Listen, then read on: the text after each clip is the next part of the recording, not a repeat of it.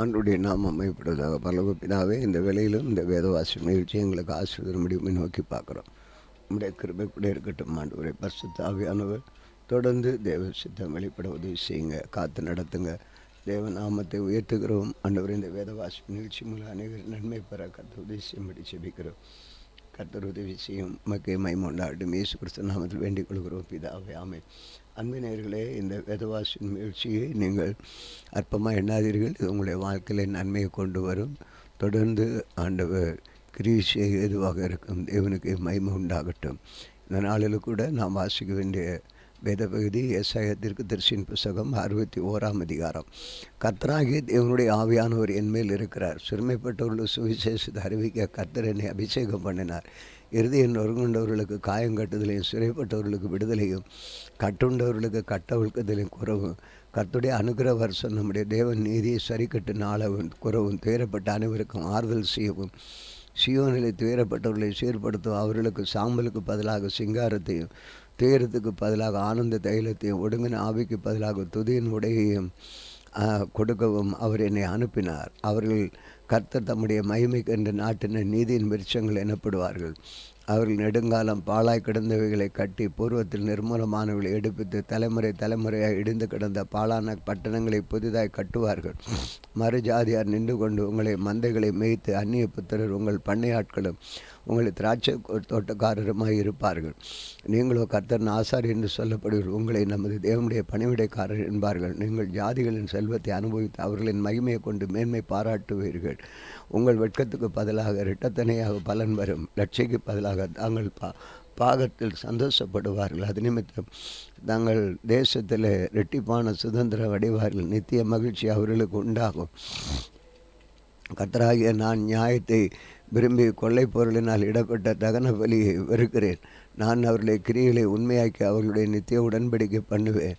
அவர்கள் சந்ததியானது ஜாதிகளின் நடுவிலும் அவர்கள் சுதந்திர சந்தானமானது ஜனங்களின் நடுவில் அறியப்பட்டிருக்கும். அவர்களை பார்க்கிற யாவரும் அவர்களை கர்த்தரால் ஆசீர்வதித்த அவர்களை பார்க்கிற யாவரும் கர்த்தரால் ஆசீர்வாதம் பெற்ற சந்ததி என்று அறிந்து கொள்வார்கள். கர்த்தருக்குள் பூரிப்பாய் மகிழ்கிறேன். என் தேவனுக்கு முன்பாக என் ஆத்துமா களி கூர்ந்திருக்கிறது. மணவாளன் ஆபரணங்களினால் தன்னை அலங்கரித்து கொள்ளுகிறது போலவும், மணவாட்டி நகைகளினால் தன்னை சிங்காரித்து கொள்ளுகிறது போல ஒப்பாக அவர் ரட்சிப்பென்னும் வஸ்திரங்களை எனக்கு உடுத்தி நீதியின் சால்வை எனக்கு தரித்தார்.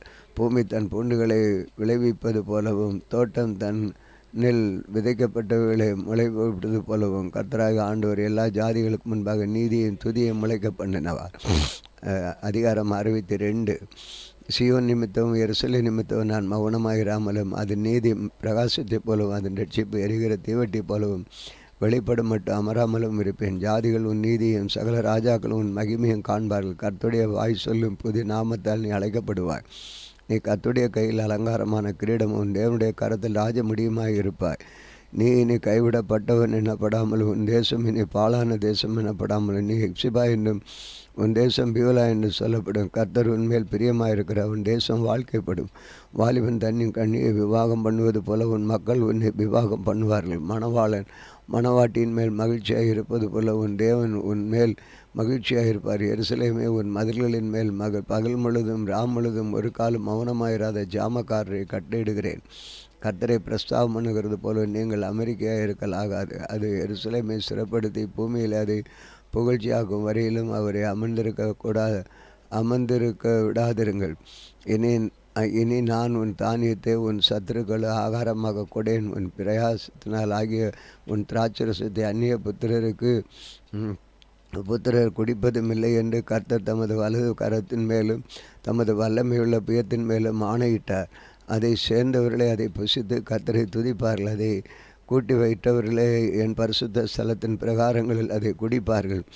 வாசல்கள் வழியாய் பிரவேசியுங்கள். ஜனத்துக்கு வழியை செவ்வைப்படுத்துங்கள். பாதையை உயர்த்துங்கள். அதிலுள்ள கற்களை பொறுக்கி போடுங்கள். ஜனங்களுக்குள் கொடியை ஏற்றுங்கள். நீங்கள் சீயோன் குமாரத்தியை நோக்கி, இதோ உன் ரட்சிப்பு வருகிறது, இதோ அவர் அருளும் பலன் அவரோடும் அவர் செய்யும் பிரதிபலன் அவர் முன்பாகவும் வருகிறது என்று சொல்லுங்கள் என்று கர்த்தர் பூமியின் கடையாந்தரம் வரைக்கும் கூறுகிறார். அவர்களை பரிசுத்த ஜனம் என்று கர்த்தரால் மீட்கப்பட்டவர்கள் என்று சொல்லுவார்கள். நீ தேடிக்கொள்ளப்பட்டது என்றும் கைவிடப்படாத நகரம் என்று பெயர் பெறுவாய். அதிகாரம் 63. ஏதோமிலும் அதிலுள்ள போஸ்ரா பட்டணத்திலும் இருந்து சாயந்தீர்த்த வஸ்திரங்களுடையவராகவும் மகத்துவமாய் உடுத்துகிறவராகவும் நமது மகத்துவமான வல்லமையிலே எழுந்தருளினவராகவும் வருகிற இவர் யார்? நீதியாய் பேசி ரட்சிக்க வல்லவராகிய நான் தானே. உம்முடைய உடுப்புக்கு சிவப்பாகவும் உம்முடைய வஸ்திரங்கள் ஆலையை மிதிக்கிறவன் வஸ்திரங்களைப் போலவும் இருக்கிறது என்ன?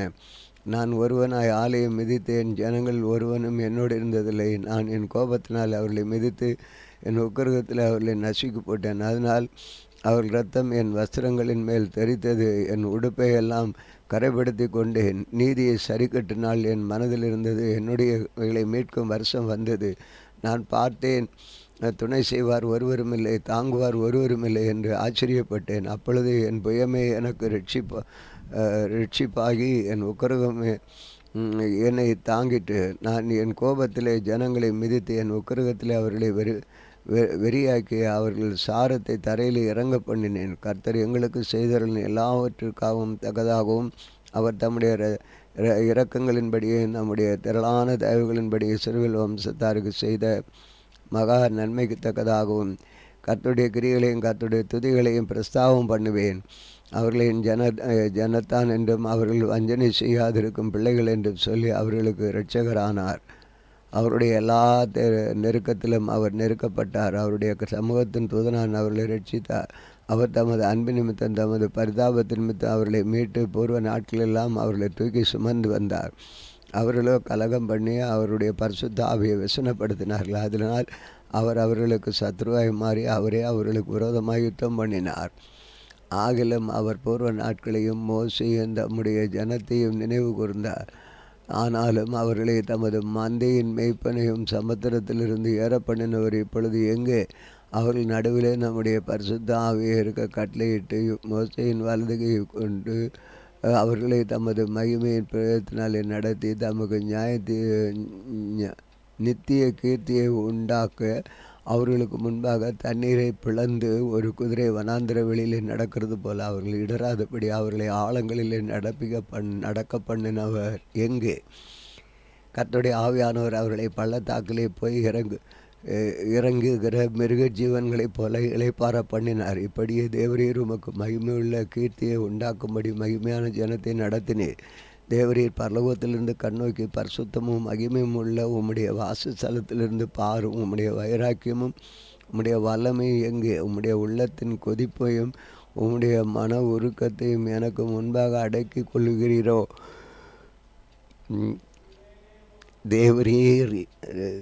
தேவரீர் எங்கள் பிதாவாக இருக்கிறீர்.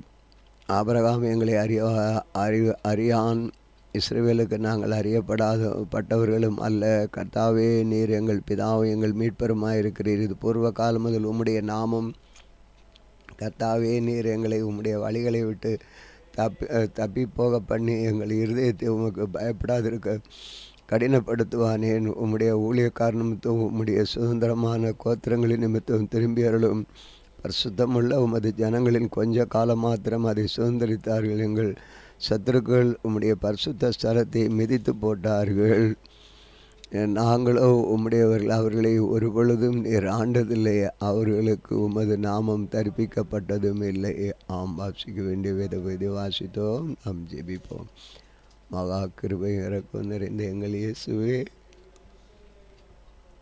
இந்த நேரத்தில் உம்மை நோக்கி பார்க்கிறோம். ஆண்டவரே, எங்கள் மத்தியிலே உலாவுகிறார். எங்களுக்கு மத்தியிலே உம்முடைய அற்புதங்களை நடப்பிக்கிறதற்காக ஸ்தோத்திரம். இந்த வேத பகுதியின் மூலமாக நீர் எங்களோடு பேசினதற்காக உமக்கு நன்றி தெரிவிக்கிறோம். தொடர்ந்து உம்முடைய கிருபை எங்களை தாங்கி நடத்தட்டும், காத்துக்கொள். இந்த நாள் முழுவதும் ஆசீர்வதிக்கப்பட்ட நாளாக இருக்கட்டும்.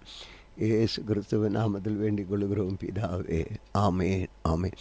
இந்த நாளிலும் எங்களுக்கு விரோதமாய் கிரியை செய்கிற சகல அந்தகார வல்லமையின் ஆவிகளையும் நசனாய் இயேசு கிறிஸ்துவின் நாமத்தில் கடிந்து கட்டுகிறோம். ஆமென், ஆமென்.